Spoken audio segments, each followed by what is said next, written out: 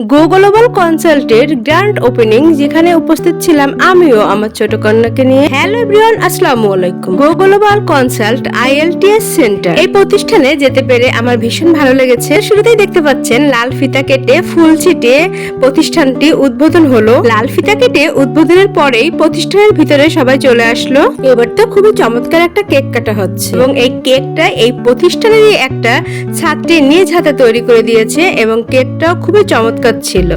এখন কেক খাচ্ছে এই প্রতিষ্ঠানের টিচারের ছেলে। আচ্ছা, এবার কিন্তু আমাদের চেয়ারম্যান সাহেব চলে এসেছে। সে প্রতিষ্ঠান সম্পর্কে কিছু কথা বলছে। এ পর্যায়ে কথা বলছেন আমাদের সাকিব ভাইয়া। আজ গো গ্লোবাল কনসাল্টের উদ্বোধনী অনুষ্ঠানে সাতক্ষীরার বড় বড় সেলিব্রিটিরা উপস্থিত ছিল, আর সেই সকল বড় বড় সেলিব্রিটিদের সঙ্গে আমরাও ছিলাম কিছু ছোট ছোট কন্টেন্ট ক্রিয়েটর। এবার তো আমাদের সকলের প্রিয় ছোট ভাই ছোট হাবু, সে একটু ফান করছে।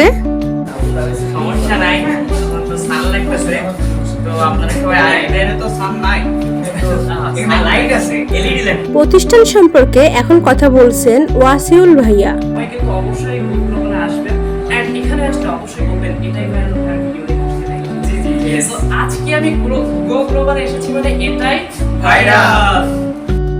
গো গ্লোবাল কনসাল্ট IELTS সেন্টারের টিচাররা এখন কথা বলছেন। একে একে সবাই সংক্ষিপ্ত বক্তব্য দিল, আমরা সবাই শুনলাম। আর এই প্রতিষ্ঠানটার সমস্ত কথা শুনেও ভীষণ ভালো লেগেছে। আজ মনে হচ্ছিল এখানে কন্টেন্ট ক্রিয়েটরদের মেলা বসেছে। এত ভালো লেগেছে যে বলে বোঝাতে পারবো না। এখানে ছিল সব বড় বড় সেলিব্রিটি কন্টেন্ট ক্রিয়েটর ভাইয়ারা, সেই সঙ্গে সঙ্গে বড় ভাইয়াদের নিমন্ত্রণে আমরা ছোট ছোট কয়েকজন কন্টেন্ট ক্রিয়েটর উপস্থিত ছিলাম।